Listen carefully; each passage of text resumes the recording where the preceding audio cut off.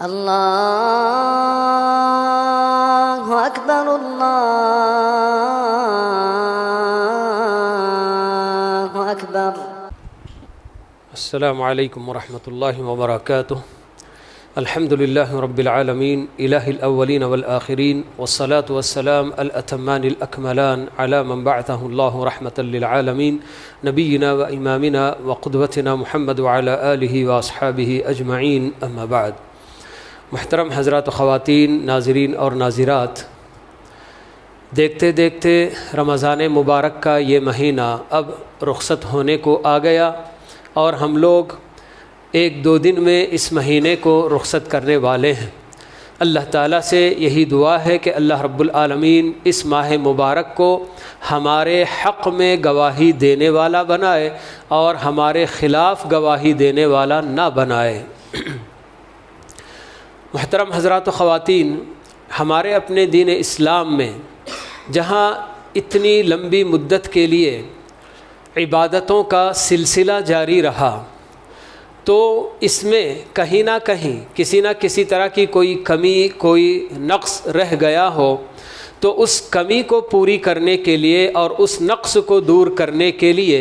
رمضان کے آخر میں کچھ اور عبادتیں اللہ رب العالمین نے ہمارے اوپر لاگو کی ہیں۔ اللہ تعالیٰ نے ان عبادتوں کو ہماری یہ جو رمضان مبارک کے اندر جو عبادتیں ہم کرتے رہے، اس میں جو کمی رہ گئی ہوگی، اس کمی کو دور کرنے کے لیے اللہ تعالیٰ نے اسے ہمارے لیے مقرر کیا ہے۔ تو جو عبادت اللہ تعالیٰ نے ہمیں رمضان مبارک کے اختتام میں، آخری میں جو اللہ تعالیٰ نے ہمارے لیے مقرر کی ہے، تو وہ عبادت ہم لوگ فطرہ کے نام سے جانتے ہیں، صدقۃ الفطر۔ ابو سعید خدری رضی اللہ تعالی عنہ کی حدیث ہے کہ وہ بتاتے ہیں کہ اللہ کے نبی صلی اللہ علیہ وسلم نے مسلمانوں پر رمضان کے روزے چھوڑنے پر، یعنی کہ ختم کرنے پر، اس مناسبت سے صدقہ فطر کو فرض قرار دیا۔ لازم، فرض کا مطلب ہوتا ہے بالکل لازم کہ ہر کسی کو، سارے مسلمانوں پر۔ کیا فرض قرار دیا؟ صاع من تمر او صاع من شعیر، بتاتے ہیں کہ ایک کھجور، ایک صاع کھجور، صاع یہ جو نا اللہ کے نبی صلی اللہ علیہ وسلم کے زمانے کا ایک پیمانہ جس سے چیزیں ناپی جاتی تھیں۔ ہمارے اپنے پاس بھی چیزیں ہوتی ہیں، مانا بولتے ہیں، سیر بولتے ہیں، تم کے نام سے ہے، یہ سب ہمارے اپنے پاس جو ناپنے کے جو نہ کیا آلات ہیں، تو ویسے ہی وہاں اس زمانے میں جو چیز استعمال کی جاتی تھی اس کو صاع کہا جاتا ہے۔ تو ہمارے اپنے حساب سے اب جب کہ ان سب کو جو نہ کیا ہے کے جی میں کنورٹ کر دیا گیا ہے، تو ایک صاع کا وزن کلو گرام کے حساب سے 2.5 کلو ہوتا ہے۔ تو صحابی بتاتے ہیں کہ ایک صاع کھجور یا ایک صاع جو، جسے آج ہم لوگ بارلی بھی کہہ سکتے ہیں، یہ اس طرح کی چیز اس زمانے میں نہیں پائی جاتی تھی۔ کیا کہتے ہیں یہ چاول یا گندم، گیہوں وغیرہ، وہ سب چیزیں ان کے اپنے علاقے میں نہیں تھی۔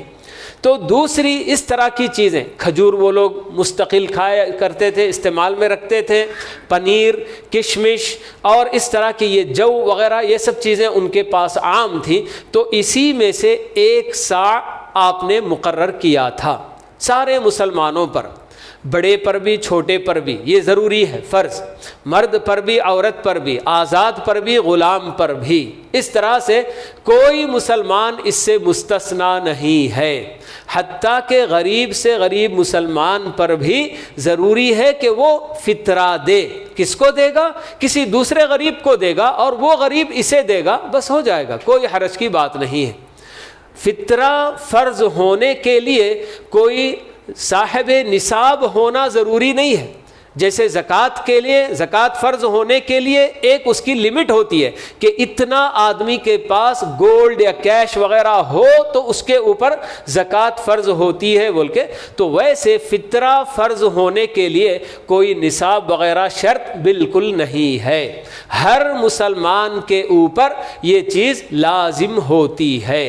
2.5 کلو اناج اس زمانے میں ان کے اپنے پاس وہ سب چیزیں اناج کے طور پر، کھانے پینے کی چیزوں کے طور پر استعمال ہوتی تھیں، تو ہمارے اپنے پاس چاول، گیہوں یا پھر جو نا کیا ہے اور بھی جوار، راگی، یہ سب چیزیں ہم لوگ استعمال کرتے ہیں کھانے کی، تو اس میں سے وہی 2.5 کلو کی مقدار میں ہم لوگوں کو یہ صدقہ فطرہ جو ہوتا ہے اس کو ادا کرنا چاہیے۔ سب سے بہتر تو یہ کہ آدمی جو خود کھا رہا ہے اپنے گھر میں، جو اس کے پاس جو اسٹاک ہوتا ہے اسی میں سے 2.5 کلو آدمی، ایک آدمی کا فطرہ، جتنے لوگ گھر میں رہیں گے، جی میری اپنی کفالت میں میری بیوی، میرے بچے، میرے ماں باپ یا میرے بھائی بہن، وہ سب میرے ہی ساتھ رہتے ہیں، سب کی طرف سے مجھے نکالنا ہوگا۔ تو جتنے فیملی ممبرز ہوں گے، چھوٹے بڑے سب، حتیٰ کہ عید کا چاند نظر آنے سے پہلے جو بچہ پیدا ہو جائے گا اس کی طرف سے بھی صدقہ نکالنا، فطرہ نکالنا ہے۔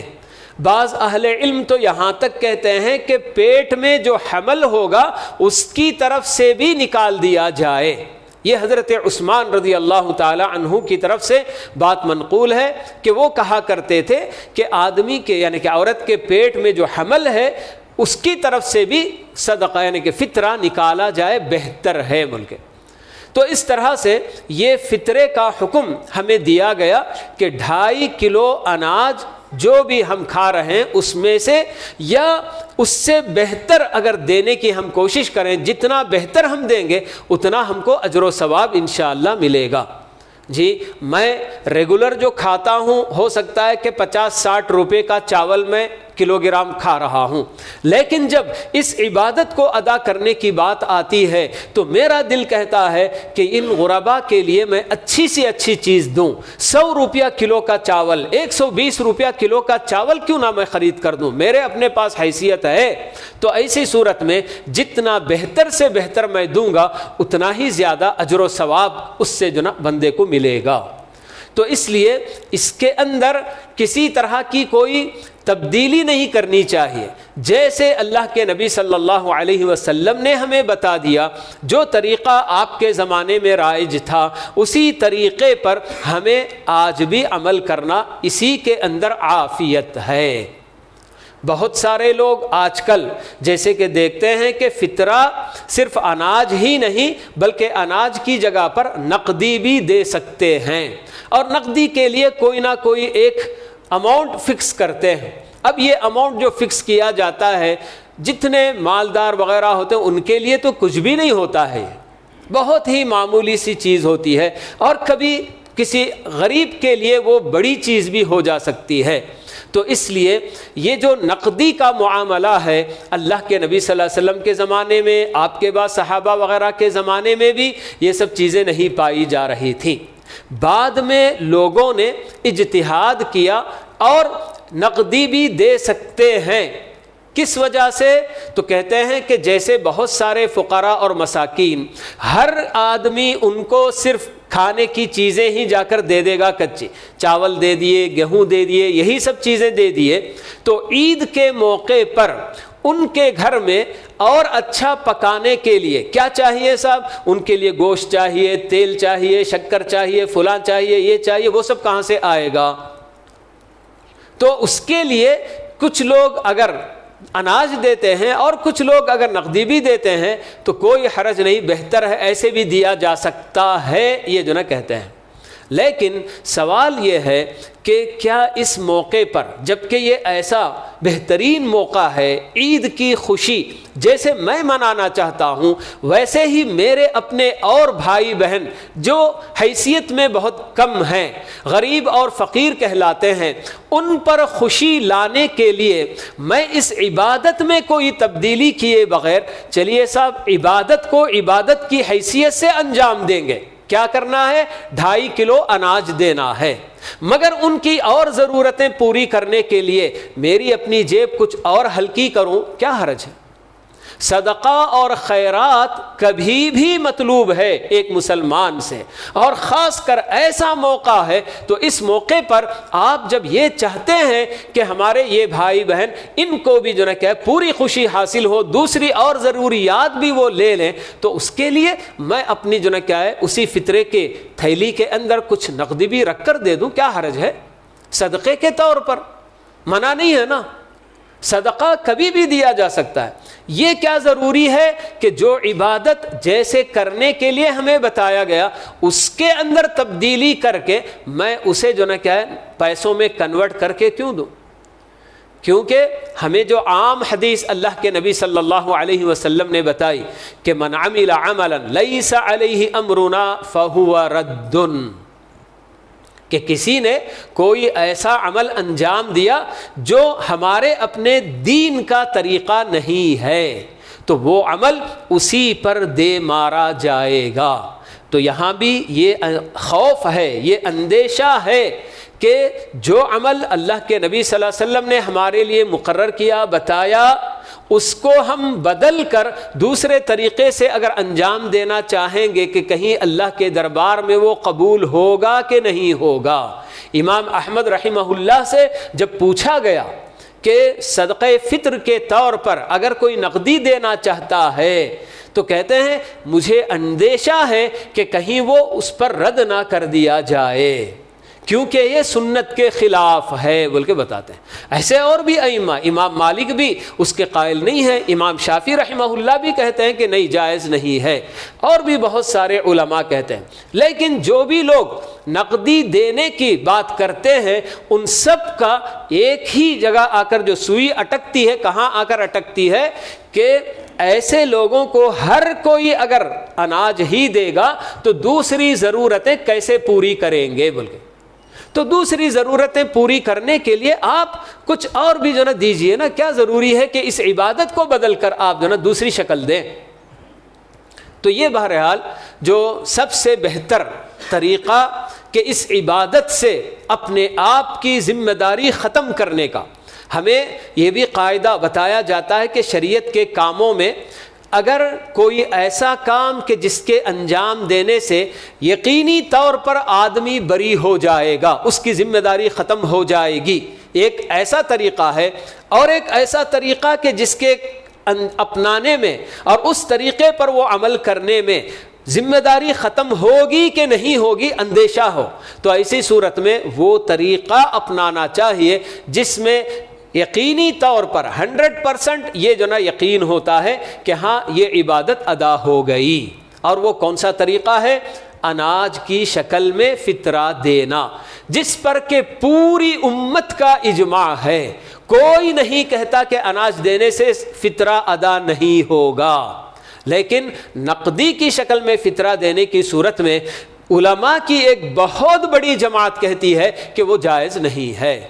تو اس لیے ہر آدمی کو اس عبادت کی ادائیگی میں سوچ سمجھ کر ادا کرنے کی کوشش کرنا چاہیے کہ ہمیں کون سا طریقہ اپنانا چاہیے۔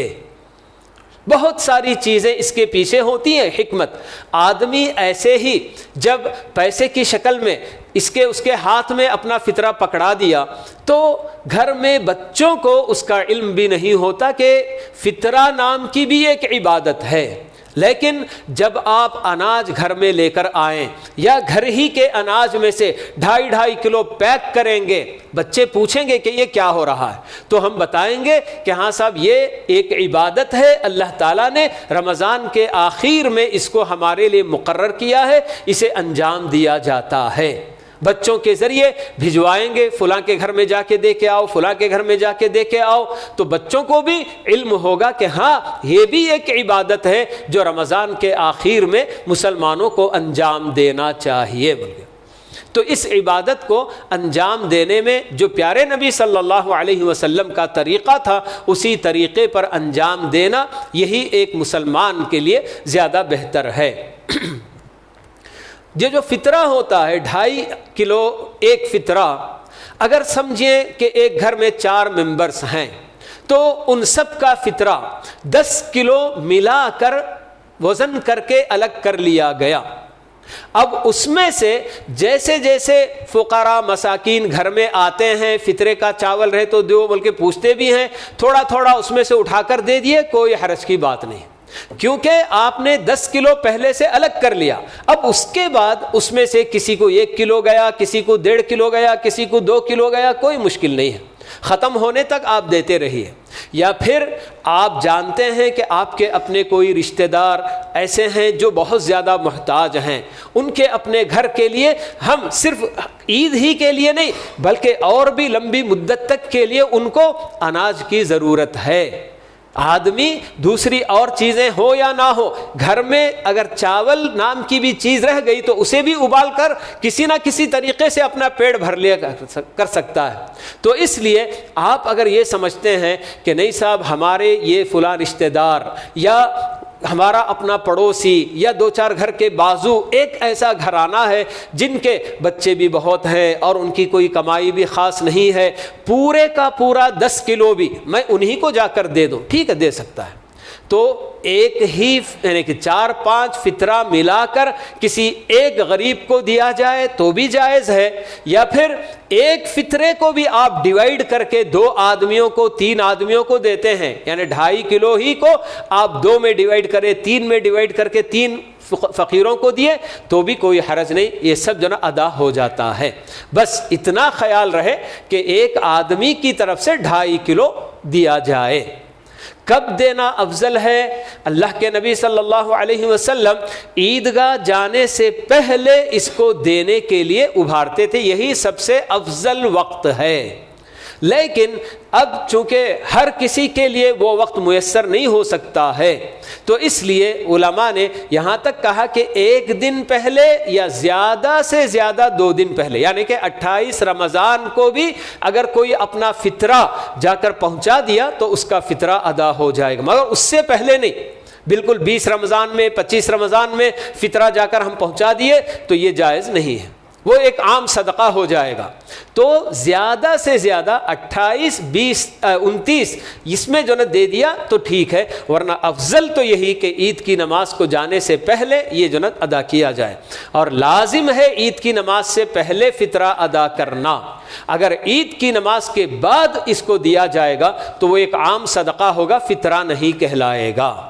تو یہ سب ہمارے اپنے لیے باتیں اس عبادت کے تعلق سے